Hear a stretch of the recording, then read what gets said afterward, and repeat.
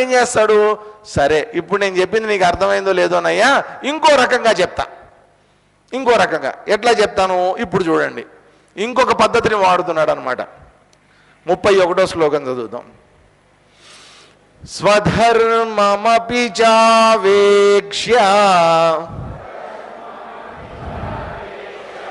న వికంపితుమర్హసి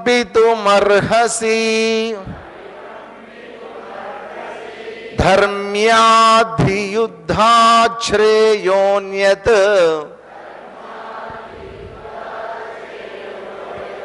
ఈ ఒక్క సెంటెన్స్ పలకడం కనుక మీకు వస్తే భగవద్గీత మొత్తం పలకడం ఈజీ మీకు.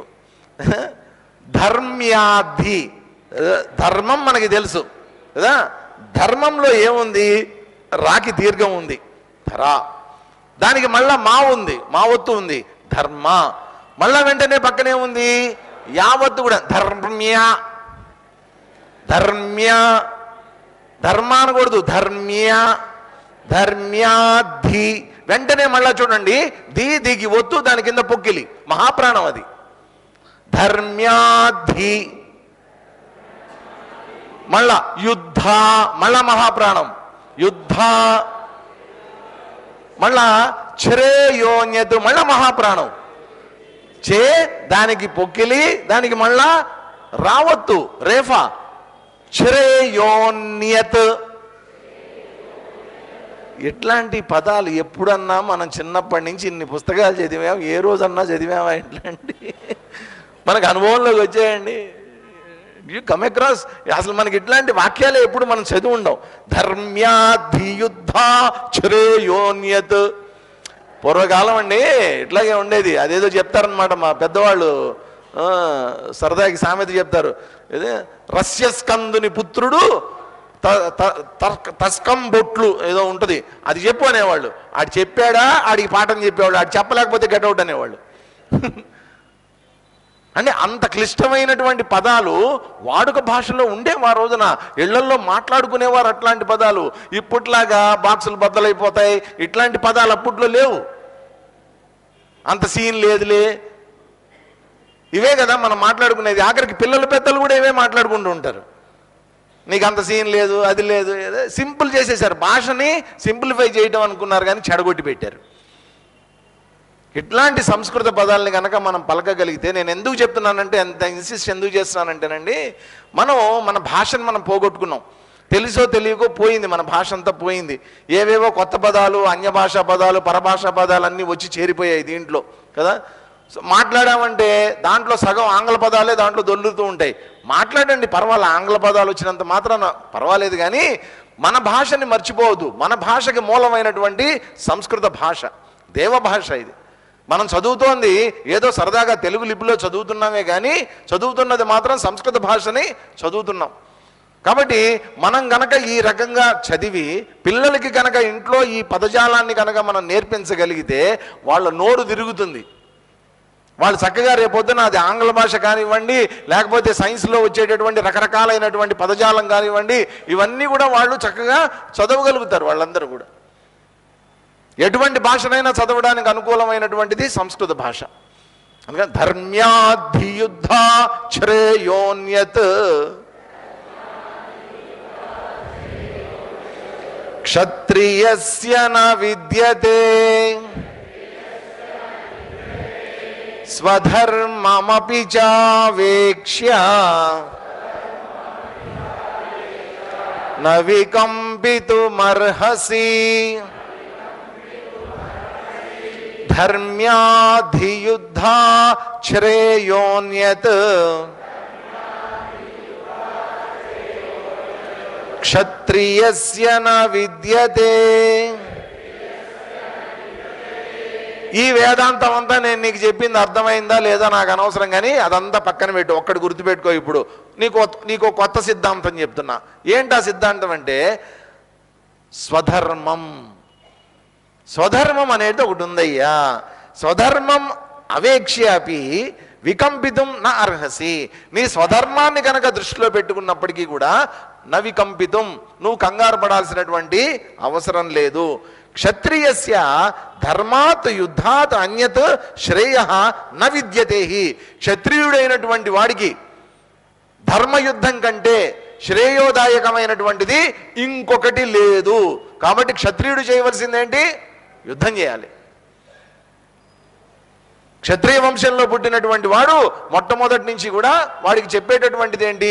ముందు శారీరక దారుఢ్యం బాగా ఉందా లేదా. క్షత్రియుడికి ఉండవలసిందేంటి? శారీరక దారుఢ్యం. దాంతోపాటు ఏముండాలి? క్షత్రియుడికి యుద్ధ విద్యలు వచ్చి ఉండాలి. కత్తి తిప్పగలిగి ఉండాలి, గదాయుద్ధం చేయగలిగి ఉండాలి, ధనుర్బాణాలు ఉపయోగించగలిగి ఉండాలి, రకరకాలైనటువంటి ఆయుధాలన్నీ కూడా ప్రయోగం చేయగలిగి ఉండాలి, మల్ల యుద్ధము, ద్వంద్వ యుద్ధము ఇవన్నీ చేయగలిగి ఉండాలి. శారీరక దార్ఢ్యత అనేటువంటిది ముఖ్యం కదా. ఎవరన్నా పట్టుకున్నాడంటే ఇంకా వాడి పిడికిల్లోంచి బయటికి వెళ్ళలేనటువంటి విధంగా వాడి పిడికిల్ ఉంటుందన్నమాట కదా. కాబట్టి స్వధర్మము, ఎందుకని నీకు ఆ ట్రైనింగ్ ఇవ్వబడింది చిన్నప్పటి నుంచి? నువ్వు క్షత్రియుడు కాబట్టి, నీ క్షాత్ర ధర్మాన్ని నువ్వు నిలబెట్టాలి కాబట్టి, నీ ధర్మాన్ని నువ్వు ఏ స్థితిలో ఉన్నప్పటికీ కూడా, నువ్వు ఎంత పెద్దవాడివైనప్పటికీ కూడా, నువ్వు ఎంత వయసు వచ్చినప్పటికీ కూడా, నీ వంశం వృద్ధి చెందుతుంటే అది క్షత్రియ వంశమే వృద్ధి చెందుతూ ఉంటుంది. కాబట్టి నీకు యుద్ధ విద్యలు నేర్పించడం అనేది జరిగింది. నువ్వు ఈ పని చేయి, నీకు ఒక బాధ్యత అనేటువంటిది ఇవ్వడం జరిగింది. క్షత్రియత్వం అనేటువంటిది ఒక బాధ్యత, అది గుర్తుపెట్టుకోవాలండి. ఇప్పుడు మిలిటరీ వాళ్ళు ఉన్నారు. మిలిటరీ ట్రైనింగ్ ఎట్లా ఉంటుంది? మిలిటరీ ట్రైనింగ్ ఎట్లా ఉంటుంది? మన స్కూల్లో ఇచ్చే లెసన్స్ చెప్పినట్టు, పాఠాలు చెప్పినట్టు ఉంటుందా? అక్కడ పొద్దున్నే 4 గంటలకు లేపుతారు, ఆ చలిలో పరిగెత్తిస్తూ ఉంటారు వాళ్ళని, మార్చి ఫాస్ట్లు ఉంటాయి, తర్వాత ఏదో ఇంత బ్రేక్ఫాస్ట్ పెడతారు, స్విమ్మింగులు చేయిస్తారు, కింద వేస్తారు, మీదేస్తారు, తాళ్ళు పట్టుకుని పైకి ఎక్కుతారు, కిందకి దిగుతుంటారు, ఇవన్నీ చేయిస్తుంటారు వాళ్ళ చేత. ఎందుకని? శారీరకంగా ఫిట్గా ఉండాలి వాళ్ళు. రేపు పొద్దున ఒక AK-47 రైఫిల్ చేతిలోకి ఇస్తే అదే దాదాపుగా 14 కేజీలు ఉంటుందంట. అది AK-47 14 కేజీలు ఉంటుందండి. ఆ 14 కేజీలు AK-47 పట్టుకుని వాళ్ళు 30 కిలోమీటర్లు పరిగెడతాడు. ఇంట్లో సరిగ్గా 14 కేజీలు గ్యాస్ సిలిండర్ మనం ఎత్తలేము, అది పట్టుకుని పరిగెడతారు వాళ్ళు. మరి ఎంత ఆ శారీరక దార్ఢ్యత, ఈ ట్రైనింగ్ అంతా ఎందుకు ఇవ్వడం జరుగుతుంది? రేపొద్దున అవసరమైనటువంటి సమయంలో, ఆ శక్తిని వినియోగించుకోవడానికి అవకాశం వచ్చినటువంటి సమయంలో, దానికోసం అని చెప్పి ఇప్పటి నుంచే వాటికి ట్రైనింగ్ ఇవ్వడం జరుగుతుంది కదా. కాబట్టి అటువంటి వాడు, ఆ ట్రైనింగ్ తీసుకున్నటువంటి వాడికి నిజంగా యుద్ధం వచ్చినప్పుడు చేయటం ఎంత అదృష్టం అండి. కాబట్టి ఇక్కడ ఏమన్నాడు? నీ ధర్మం ప్రకారం ఒక మిలిటరీ వాడిగా, ఒక క్షత్రియుడిగా నీకు ఇచ్చినటువంటిది ఏంటి? ఆ రకంగా చూసుకున్నప్పటికీ కూడా నీ స్వధర్మ, మామూలుగా క్షత్రియ ధర్మం అంటే ఏంటంటేనండి 3 గుర్తుపెట్టుకోవాలి. దాంట్లో క్షత్రియుణ్ణి నేను, నా చేతిలో ఆయుధం ఉంది కాబట్టి నేను ఏది పడితే అది చేస్తానంటే ఒప్పుకోం. అందుకనే ఇక్కడ ఏమన్నారు? ధర్మాధియుద్ధాశ్రేయోన్యత్. నువ్వు యుద్ధం చేయి. దేనికోసం యుద్ధం చేస్తావు? ధర్మాన్ని రక్షించడం కోసం యుద్ధం చేయి. కాబట్టి క్షత్రియుడు చేయవలసినటువంటిది ధర్మయుద్ధం. కాబట్టి ఆ ధర్మాన్ని రక్షించేటటువంటి యుద్ధం చేయడం కోసమని నీకు ఇంత ట్రైనింగ్ ఇచ్చిన తర్వాత నేను చెయ్యను అని అనటానికి ఒప్పుకోం మేము. అందుకని ఇక్కడ ఏమంటున్నారు? వెంటనే క్షత్రియస్య న విద్యతే. ఇంతకు మించి అసలు క్షత్రియుడికి లేనే లేదు అవకాశం, ఇంతకు మించినటువంటి అవకాశం లేనే లేదు. వచ్చింది నీకు చక్కగా ఒక మంచి అవకాశం వచ్చింది క్షత్రియుడిగా. దాని తర్వాత శ్లోకంలో కన్ఫర్మ్ చేస్తున్నారు చూడండి, 32వ శ్లోకంలో. ఎదృచోపపన్నం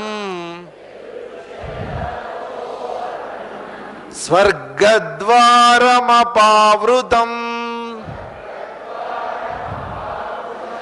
సుఖిన క్షత్రియాః పార్థ లభంతే యుద్ధమీదృశం యదృచ్ఛయా చోపపన్నం స్వర్గద్వారమపావృతం సుఖిన క్షత్రియాః పార్థ లభంతే యుద్ధమీదృశం. పార్థ, ఓ అర్జున, యదృచ్ఛయా ఉపపన్నం. నీకు ఈ యుద్ధం ఉంది చూసావా, అది ఎలా లభించిందో తెలుసా? యాదృచ్ఛికంగా లభించిందయ్యా. యదృచ్ఛయ, యాదృచ్ఛికంగా లభించినటువంటిది. అపావృతం స్వర్గద్వారం ఈదృశం యుద్ధం. పైగా ఎలాంటిదట ఈ యుద్ధం నీ కోసం? అపావృతం స్వర్గద్వారం, స్వర్గద్వారాలు ఓపెన్ చేయబడినటువంటిది ఇది నీకోసమని. స్వర్గద్వారాలు ఓపెన్ చేసి పెట్టేటటువంటి యుద్ధం అయ్యా ఇది. ఇటువంటిది క్షత్రియా సుఖినః లభంతే. క్షత్రియుల్లో చాలా అదృష్టం ఉన్నటువంటి వాళ్ళకి మాత్రమే ఇది లభిస్తుంది, ఈ అవకాశం లభిస్తుంది. అంటే ఏంటంటే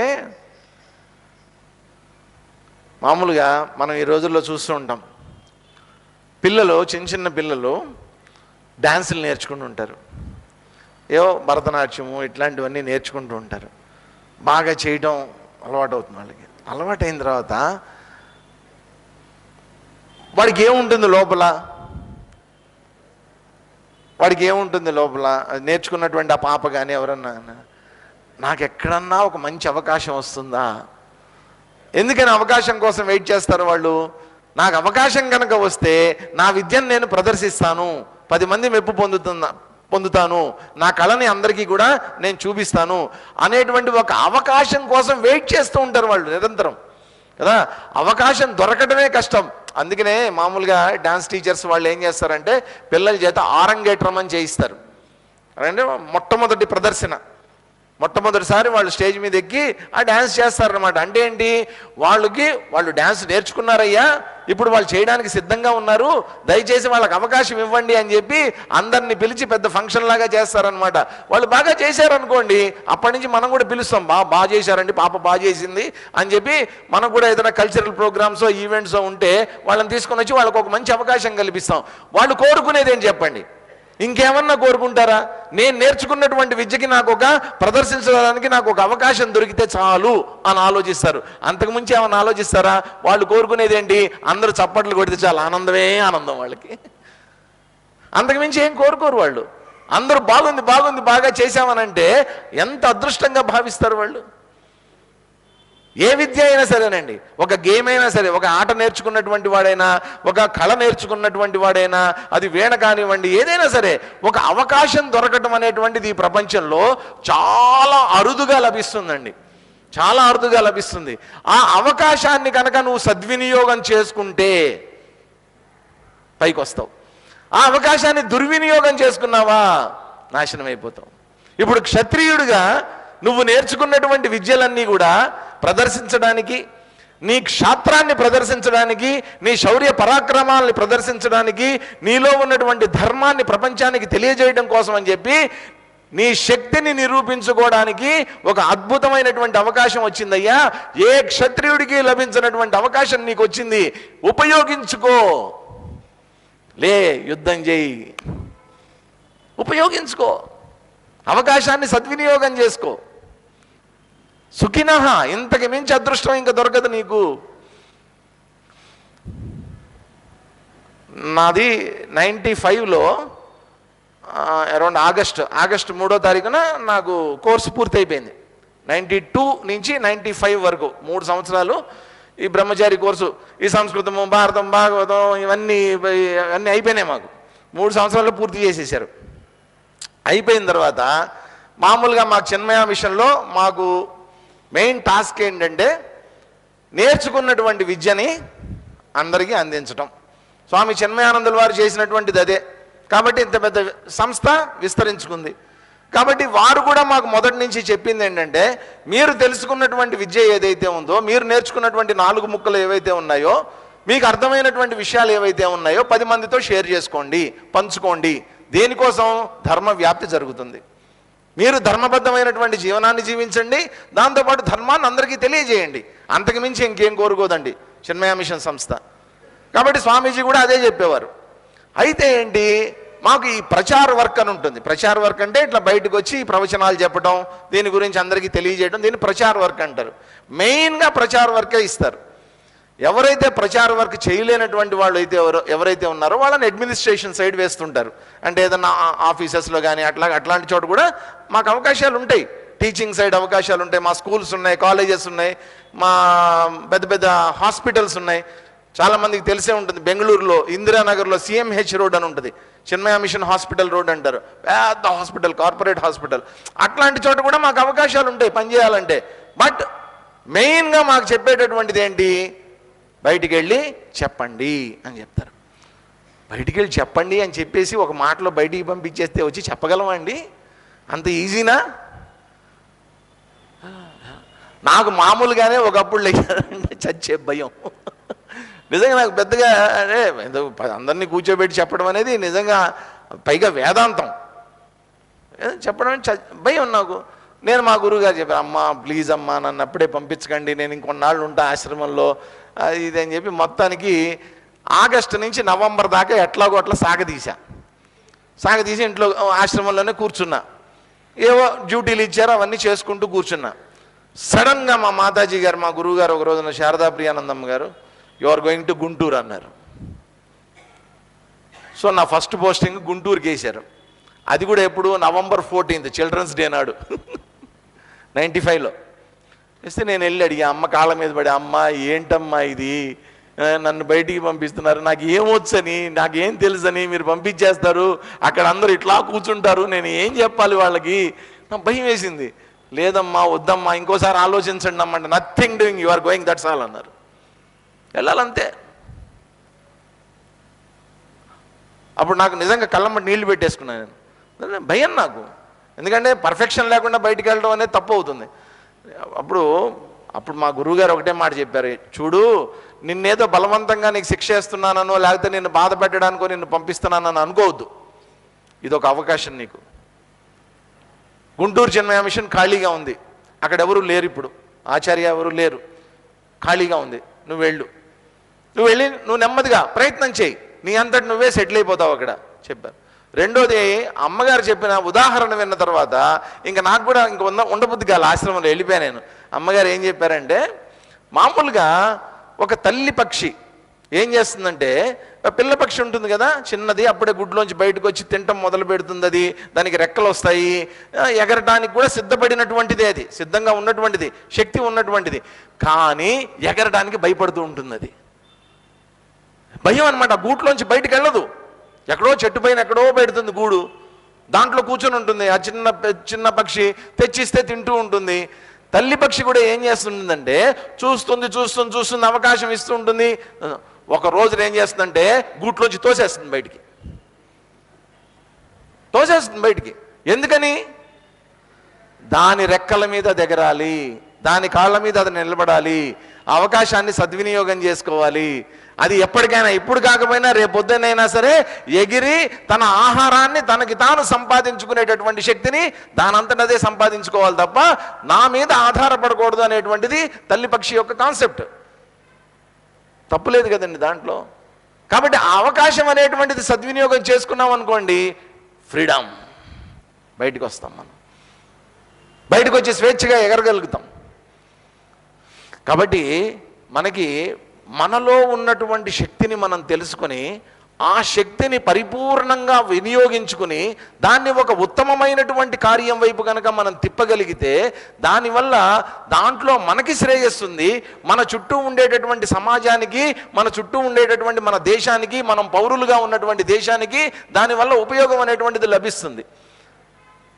నాకెందుకండి, మా ఇంట్లో నేను సుఖంగా ఉన్నా, హ్యాపీగా ఉన్నా, 3 పూట్ల మా ఆవిడ వండి పెడుతుంది, బ్యాంకులో బ్యాలెన్స్ ఉంది, తింటా కూర్చుంటా, లైఫ్. అది కూడా ఒక జీవితమేనా? కూర్చొని తినడానికి ఉంది, నువ్వు ఇంకా 3 జన్మలు ఎత్తినా కానీ 4 జన్మలు ఎత్తినా కూర్చొని తినడానికి ఉంది, కానీ తిని కూర్చోవడం కోసమా మనకి దేవుడు జన్మనిచ్చింది? Something we have to prove, మనం ప్రూవ్ చేసుకోవాల్సినటువంటి అవసరం వచ్చింది. నీకు ఇక్కడ వచ్చింది ఎదురుచ్చే ఆచోపపన్నం, యాదృచ్ఛికంగా వచ్చినటువంటిది. యాదృచ్ఛికము అంటే ఏంటి? యాదృచ్ఛికం అంటే ఏదో చెప్తారు చూడండి, ఏదో తోక తొక్కొచ్చాడు, నక్క తోక తొక్కొచ్చాడు అంటారు. వాడు వద్దనుకున్నా కానీ వచ్చినటువంటి అవకాశం అన్నమాట అది, యాదృచ్ఛికంగా. ఇప్పుడంటే ఇప్పుడు తిరుమల టోకెన్లు, టిక్కెట్లు ఇవన్నీ ఏవో చాలా పెట్టారు. ఒకప్పుడు అట్లా ఉండేది కాదు, ఏదో టిక్కెట్ తీసుకునేవాళ్ళు. ఒకరోజు నేను అక్కడ నించున్నా తిరుమలలో, మామూలు సర్వదర్శనం చేసుకుని వచ్చి అక్కడ కూర్చున్నా. ఒక ఆయన వచ్చాడు నా దగ్గరికి, సార్ మేము ముగ్గురం వెళ్ళాలండి, 50 అప్పుడులే 50 రూపాయల టికెట్, అది 50 రూపాయల టికెట్లు 3 ఉన్నాయి, ఒకళ్ళు రాలేదండి మాతో పాటు, వస్తారా మీరు కూడా అని అడిగాడు. ఎదురుచెయ్యా చూపబన్నం పదవయ్యా. ఎవడో వెంకటేశ్వర స్వామి పంపించాడు నా దగ్గరికి.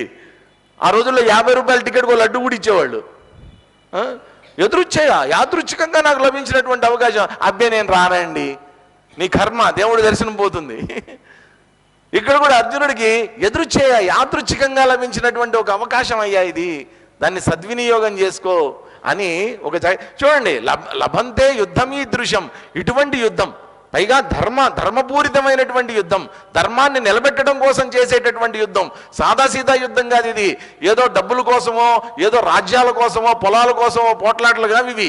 ధర్మం కోసం చేసేటటువంటి యుద్ధము, దాంట్లో నీవు పాత్ర పోషించడం అనేటువంటిది, ఆ అవకాశం లభించడం నీకు అదృష్టం కాబట్టి మొదలుపెట్టి యుద్ధం.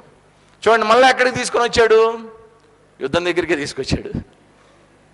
ఇంతకుముందు చెప్పింది ఇవంతా ఆలోచన, యుద్ధం చేయి, అంత ఆత్మే, యుద్ధం చేయి, నీ స్వధర్మం చూసుకో, మళ్ళా యుద్ధం చేయి. ఎవరో ఒక కుర్రవాడు చెప్పాడంట, అరే అందరూ ఏదో ఒక వ్యాసం రాసుకురండి రా అన్నాడంట తెలుగు టీచర్ గారు. రాసుకురమ్మంటే ఇటు రాసుకెళ్ళాడు. ఆవు మీద వ్యాసం రాసేవాళ్ళం. ఎంతమంది రాశారు ఆవు మీద వ్యాసం? చిన్నప్పుడు రేడియో ఆవు మీద వ్యాసాలు రాసేవాళ్ళం, గుర్తుందా? ఆవు మీద వ్యాసం రాయాలన్నమాట. వాడు కూడా ఆవు మీద వ్యాసం రాశాడు. ఆవు తెల్లగా ఉండును, ఆవుకి 4 కాళ్ళు ఉండును, ఆవుకి ఒక తల ఉండును, ఆవుకి ఒక తోక ఉండును, 2 కొమ్ములు ఉండును, ఆవు పాలిచ్చును అంత రాశాడు. అబ్బా, టీచర్ గారు ఆనందపడిపోయి 10కి 10 మార్కులు వేశారు అడిగి. వాడికి సరే ఒక వారం రోజుల తర్వాత, అరే ఈసారి ఏం చేస్తావంటే రైలు మీద రాసుకొని రారా నువ్వు వ్యాసం అన్నారు. దేని మీద రాయాలి? రైలు మీద. ఆడేం చేశాడు, మొదలుపెట్టాడు, నేను విజయవాడలో రైలు ఎక్కాను, హైదరాబాద్ వెళ్తున్నాను, కిటికీలోంచి చూశాను, ఆవు కనిపించింది, ఆవుకో తోక ఉంది, దానికి 4 కాళ్ళు ఉన్నాయి, దానికో తలకాయ ఉంది, ఆవు పాలిస్తుంది అని మళ్ళా మొదలుపెట్టాడు. ఆ టీచర్ గారు ఊరివిడు తుంపదు, వీడు రైలు రాయమంటే మళ్ళా ఆవుకే వచ్చాడు, ఇట్లా లాభం లేదని చెప్పి ఒరే హైదరాబాద్ గురించి రాయరా అన్నాడు. వీడు మళ్ళీ సేమ్, నేను హైదరాబాద్లో ట్రైన్ దిగాను, చార్మినార్ వైపు వెళ్తున్నాను, పక్కనే ఒక ఆవు కనిపించింది, ఆవుకి 4 కాళ్ళు ఉంటాయి, ఆవుకో తోక ఉంటుంది, ఆవుకి 2 కొమ్ములు ఉంటాయి, ఆవు పాలిస్తుంది. ఆడికి తెలిసింది ఒకటే ఆవు, దాని మీదే వ్యాసం. మీరు ఏమన్నా చెప్పండి, ఆడు తిప్పి తిప్పి దేని మీదకి తీసుకొస్తాడు? ఆవు మీదకే తీసుకొస్తాడు. ఇక్కడ కూడా అంతే, శ్రీకృష్ణుడు ఎక్కడి నుంచైనా సరే తిప్పి తిప్పి ఎక్కడికి తీసుకొస్తాడు? యుద్ధం దగ్గరికి తీసుకొస్తాడు. ధర్మాతి యుద్ధాశ్రయోన్యత చెప్పి తర్వాత చెప్తున్నాడు చూడండి 33వ శ్లోకం. అధ చేత్వమిమం ధర్మ్యం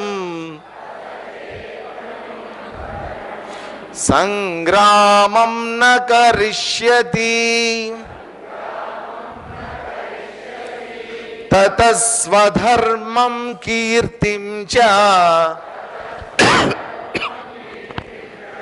హిత్వా పాపమవాప్స్యసి.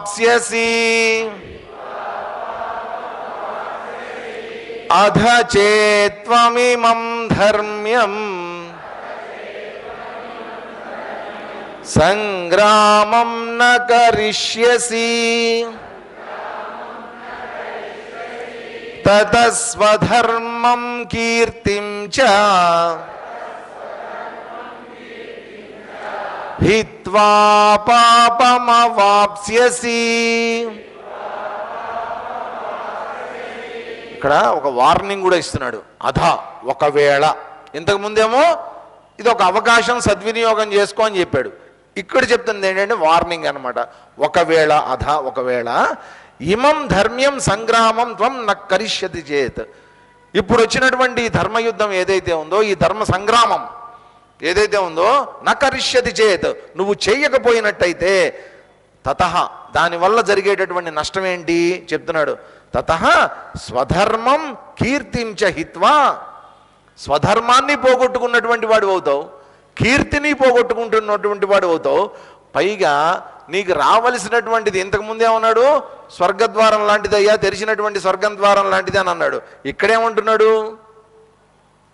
పాపం చుట్టుకుంటుంది అంటున్నాడు. హిత్వా పాపమవాప్స్యసి, పాపం చుట్టుకుంటుంది. కాబట్టి ఒకటే అండి, స్వధర్మము అనేటువంటిది ధర్మాన్ని ఆచరించడం కోసం మనకి మన సంస్కృతిలో మనకి పెట్టబడినటువంటి ఒక సిద్ధాంతం. ఇది నా ధర్మం, ఆ ధర్మాన్ని నేను ఆచరించి తీరాలి. ఆ ధర్మాన్ని కనుక నేను ఆచరిస్తూ పోతే నాకు లభించేటటువంటిది ఏంటి? పుణ్యం. దానివల్ల నాకు దక్కేటటువంటిది స్వర్గం. ఒకవేళ నా స్వధర్మాన్ని కనుక నేను ఆచరించకపోతే వచ్చే నష్టం ఏంటి? రెండు నష్టాలు. ఒక నష్టం అయితే పర్వాలా, ఒకటి పాపం చుట్టుకుంటుంది, రెండోది కీర్తి ప్రతిష్టలు అనేటువంటివి దెబ్బతింటాయి, అకీర్తి. కాబట్టి మీకు గుర్తుండి ఉంటుంది, 2వ అధ్యాయం మొదట్లోనే ఒక మాట చెప్పాడు.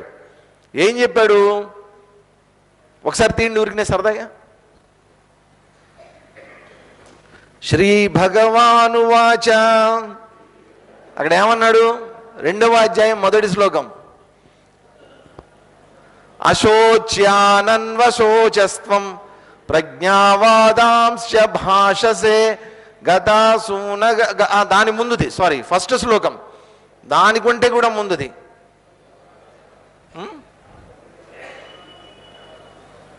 క్లైబ్యం మాస్మగమః పార్థ, దానికంటే కూడా ముందుది.